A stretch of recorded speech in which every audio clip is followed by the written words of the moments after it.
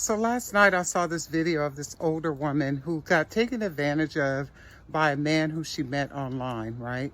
And she thought they were quote unquote building a life together, and they merged funds with the promise of marriage. And then she finds out later that he has all these other women and that essentially he just used her for a visa. And it just got me to thinking how when you get older, you can't afford to make those kind of mistakes because your recovery time is a lot less than making financial mistakes when you're young. I mean, let's just be honest, later in life, recovery windows shrink and setbacks are a lot harder to fully reverse. Not to mention the physical and mental stress that making big mistakes would cause on you.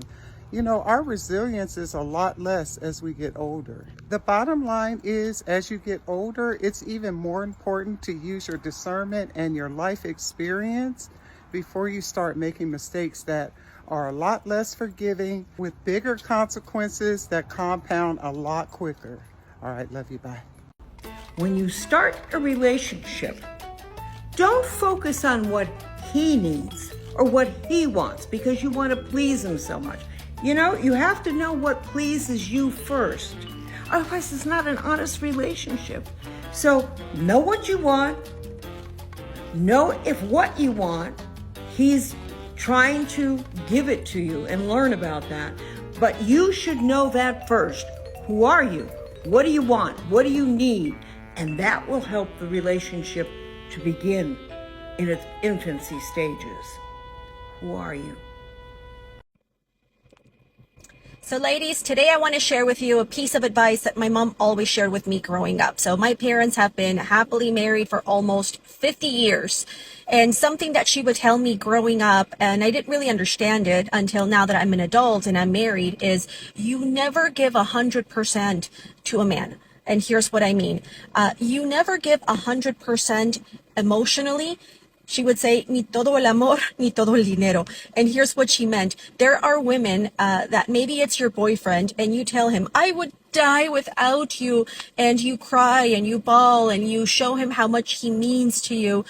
For a man, that's not exciting because it means like you are conquered and then some. A lot of women think if I cry in front of him or if, I tell him how much he hurt me, if I bawl my eyes out, he's going to feel sorry.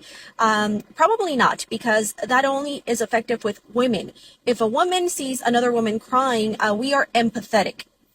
A man typically doesn't work that way. For a man, typically he's going to think, you know what? Now I've got her from, I've got everything about her, especially if it's only your boyfriend. Oh my God, you're setting yourself up for failure. If he knows that you would die without him, you don't think a man's nature will easily take advantage of that? 100%. She would say, you never give 100%. You always keep a little bit to yourself for insurance. Let him know that no matter how much you think you love him, you will always love yourself first. That way he knows that you have self-respect, that you have boundaries, that you have non-negotiables, and that you have a family that will always back you up. So I see a lot of young girls that are just dating, and they do this mistake of like, I'm going to give you my life and my world. And then they wonder why this guy won't marry them, because you are so available. There is nothing left to conquer. So ladies, if that is you, and you think that if I give him my world, he will want to marry me, odds are he is not, because he is a man. So ladies, especially if that is your boyfriend, please don't make that mistake. Older women reveal the dating mistakes they wish they avoided. Dating later in life can teach you something nobody tells you when you're younger. Chemistry is not the same thing as compatibility. I would like to share with you the biggest mistakes I made in my life, in hopes that you can avoid them.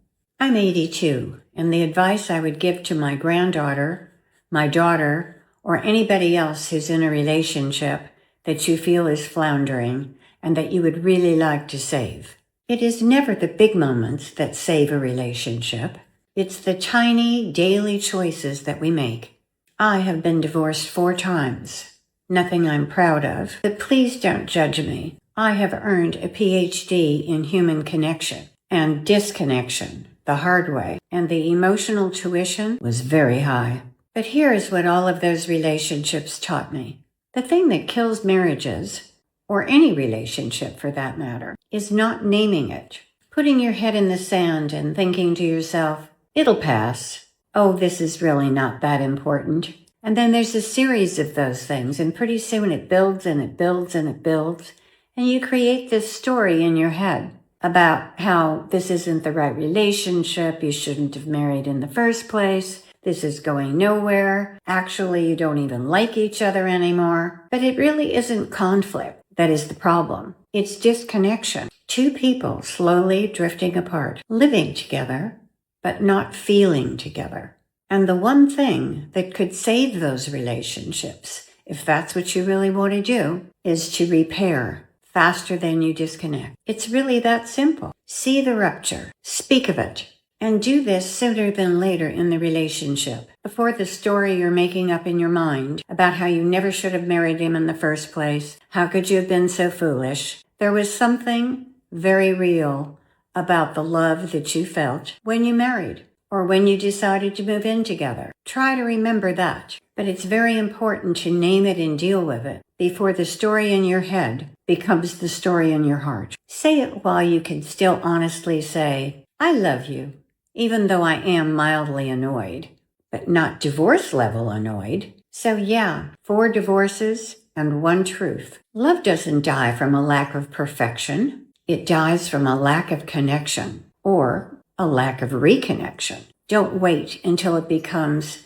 this big, huge thing that is now insurmountable. Nip it in the bud, and then you can get on your way to the happy marriage that you looked forward to. It's a lot easier to speak about these things than to have to deal with a breakup and a broken heart. The biggest dating mistake women over 50 make isn't picking the wrong man. I think that biggest mistake is they decide too quickly that someone has potential.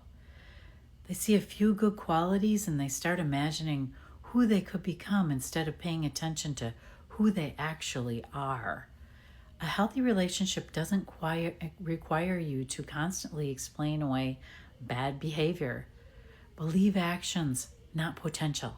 One of the biggest mistakes older women say they made was getting attached to a man's potential instead of paying attention to who he actually was. Because let's be honest, you can build an entire future in your head after 3 good conversations. Meanwhile, the man is still trying to decide what restaurant to take you to. Another mistake? Moving too fast. When you like someone, it's tempting to overlook the little things. The inconsistent texts, the excuses. Let's talk mistakes that you could be making in the midlife dating world. Hey, my name is Star Monroe, psychotherapist turned your midlife dating bestie, and I see my clients doing this again and again. So here's the big question. What void are you trying to fill with dating? What void are you trying to fill with dating? No shade. I'm not going to tell you off, yet you've got to come into the dating world, especially at midlife, with really clear, clean energy. Otherwise, because energy speaks before we do, people will sniff your energy a mile off. And if you are trying to fill a void, maybe it's loneliness, you don't want to feel alone. Maybe your inner child is leading the way in your dating world. So there's some neediness or insecurity. Maybe there's some numbing out because you don't want to feel some stuff. So you're like, fuck it, I'm going to date. So I don't have to feel my sadness or anger. Get really curious about the void you're trying to fill. And if you want to attract healthy, conscious love, which I'm sure you do, then your job, your quest is to recognize this and to come back into your world and learn how to sit in that void, to feel what you don't want to feel, to give yourself what you need, because it's no one else's job to give you this. You have to serve your needs first and foremostly. So you are, I'm going to use these words, a clear vessel to go out into the dating world, because dating is tough, it's challenging, and it's going to push you over your edges. And you want to be robust, you want to be tenacious, you want to be sassy, and you're not going to be that if you're filling a void or trying to fill a void. I'm hesitant to tell this dating story because I was new to online dating at the time, and I did a lot of things you shouldn't do. Like, the guy had me over to his house on the first date, and I accepted. And you should never do that. I would never do that now, but I did then. And I just moved to that town, but we had been talking for a month previously, and I felt like I knew him really well. And I get to his house, and he opens the door. He's quite a bit shorter than me. I had said on my profile that I'm 5'8". The doctor says I'm 5'7", I'm 5'8" exactly. But I round up to 5'8", and he had said that he was 5'10", but he was closer to 5'7" or 5'6.5". He was quite a bit shorter than me. But I don't mind if a guy's shorter than me. That's not a big deal. And we go to the grocery store. I wasn't expecting to go to the grocery store. We get the food, and then we go back to the house and fix the food, and it was spaghetti and salad and other fixings, and it was all good. But before the dinner, he talked on about how tall I was. Not that he liked it, but how tall I was. And then during dinner, he also talked about how tall I was and went on about that again. And again, not that he liked it or that he didn't care, just that I was so tall. And then after dinner, we're sitting on the couch, and there's music playing, and he talks again about how tall I am, and not that he likes it. And that's when I decided, I'm just going to dig my heels in. I'm not going anywhere. Now, this guy liked me more than any other guy has ever liked me up until that point. He was really into me before he physically met me. And then now I can tell this guy's not into me. But I've been so offended by him going on about how it's almost a character flaw that I'm tall, talking about how tall I am so often, that I'm digging in. I'm not going anywhere. I'm staying. And so I ask him more engaging questions, and I make the night go longer. And I can tell he's not into me, but I'm not going anywhere. And then he turns off the heat, and it gets cold in there, and I keep asking questions. He turns off the music later on, and it's stone silent, and I keep asking engaging questions. And then I eventually give up. I leave, and I shouldn't have done it. And we never saw each other again. Gen X women, what is the biggest mistake you've made with online dating? I'll go first. Mine was giving my time and energy to men who don't bother to even put together a profile. Their profile either is blank or it says something like, I'm an open book, ask me anything. Because those men, if they can't be bothered to write a few words about themselves and attach a picture that doesn't show them holding a dead deer or a dead fish, if that's the level of effort they're putting into trying to date, then they're not serious about dating. And if they're not serious about dating, why waste your time? Here's some things that I did wrong as a 52-year-old getting on dating apps. There's so many things that I wish that I had known. I am in a relationship, but I was on them for like a solid year and a half. You match with somebody, and now you're going to go on a date. These are strangers. Maybe that's the number one thing, is these are strangers. I would feel like, because I'm such an open book and I'm so trusting, that I would feel like, oh, I know this person. No, you don't. We don't know these people. They're strangers. They're strangers. And this, I'm sure applies to men dating women as well. So one thing that I did wrong is I live across the street from a restaurant. So I would jokingly say, like, here's where I bring my victims. And I would walk in, and the waiters, the guy would be behind me, and I'd be like, when I saw the servers like, shh, because it was just like easy for me, right? So I was like, oh, I'm just gonna make this easy for me and have them meet me here.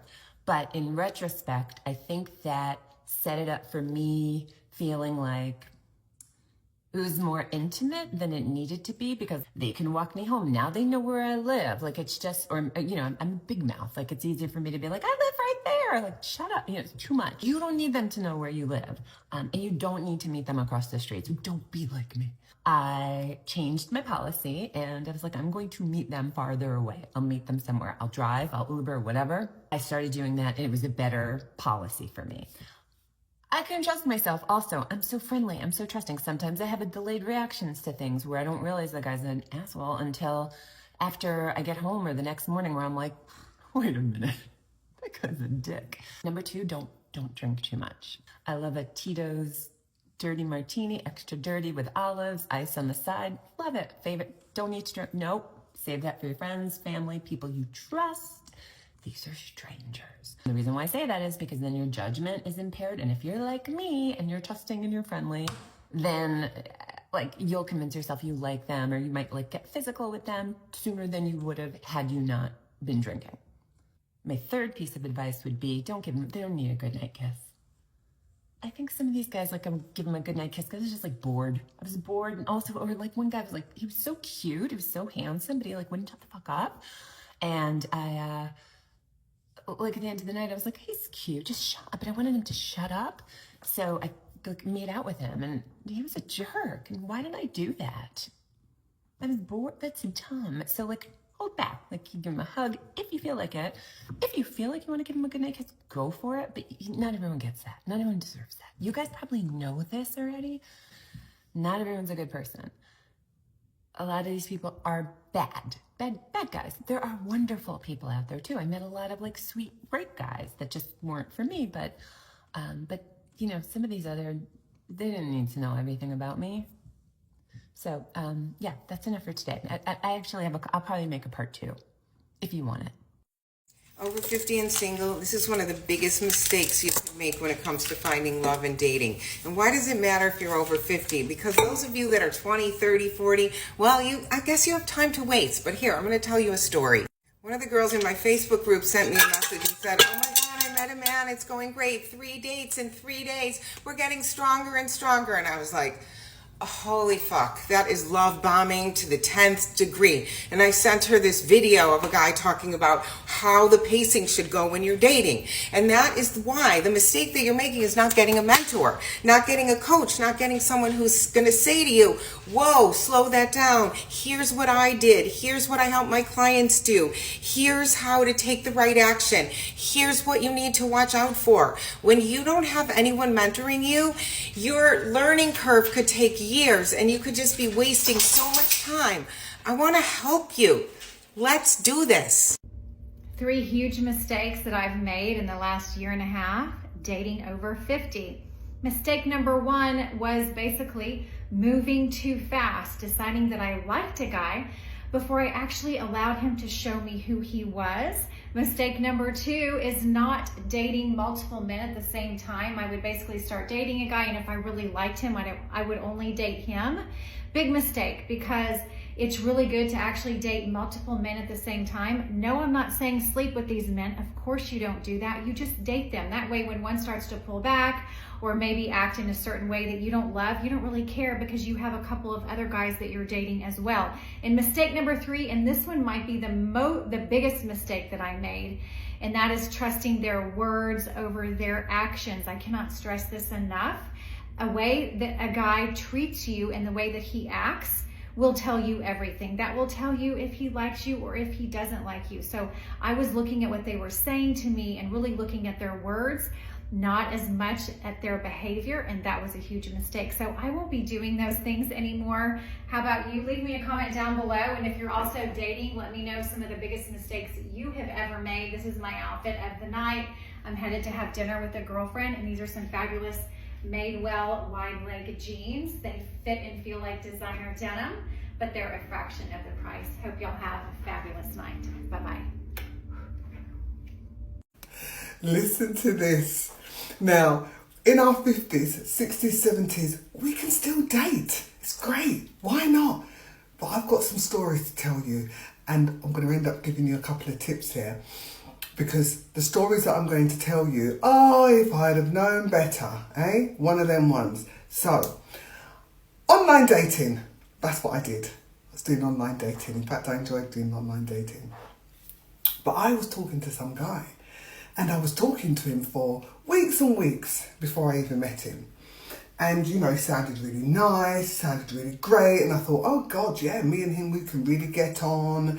But this meeting part was becoming a little bit of an issue. Let me fix the camera here, you can see my little light in there, can't we? Yeah, this meeting bit was becoming a bit of an issue. It just wasn't happening. And then I thought, I need to meet this guy, because I can't just be here talking. We've done a FaceTime. This was a few years back. We did a FaceTime, and I thought, okay, it looks okay. Anyway, I finished work, put on my nice new outfit whilst I was at work, wanted to make a really good impression. He told me that he stopped driving.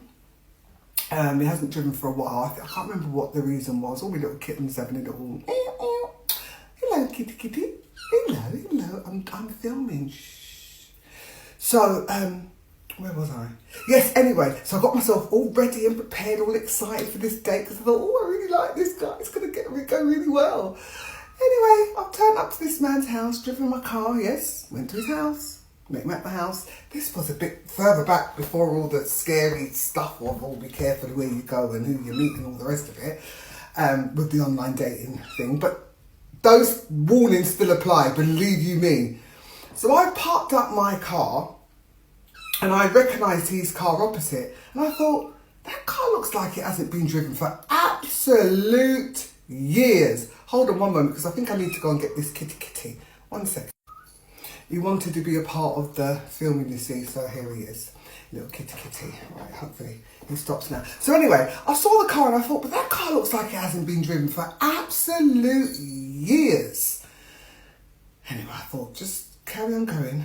Go on, Ange, go and meet this guy, like you said you was going to meet him. Go and meet him. So I turned up, got out of my car, saw the house, and that was very risky of me, but I always think like, nah, you're good, Ange, nothing's going to trouble you, you're good, you've got it under control. But we mustn't be so brave, it's silly. Anyway, I've turned up, found the house, and there was these bushes coming over. Bushes, oh my goodness, this little cat, bushes. Sorry for the distraction.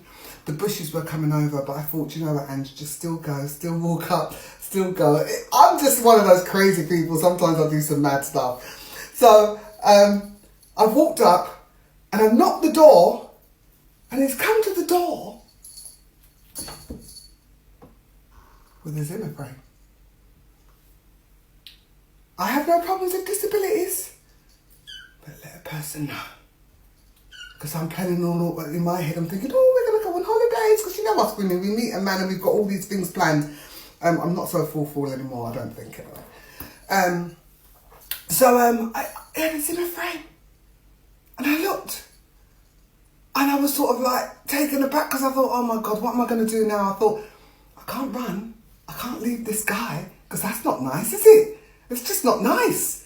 I thought, it's only you with your lovely outfit on.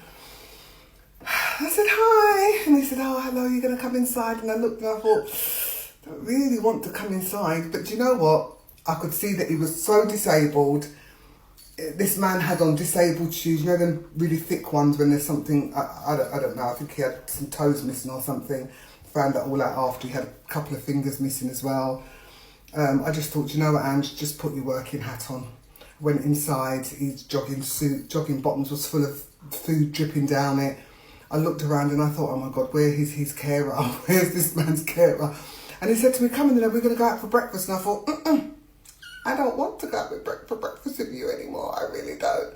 I said, no. I said, do you know what? I said, no, let's not bother. I said, it's all right, I'm not that hungry. He said, I've been waiting all day. You know, I even didn't take my medication because I was waiting. And I thought, oh my God, I forgot you said he was diabetic. Okay, let me just go with this man and go and have breakfast with him.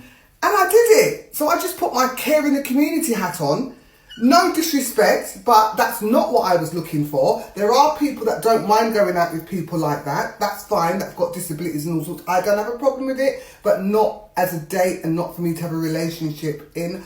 That wasn't what I was looking for. I felt a little bit deceived, but I couldn't be rude. I went to brunch.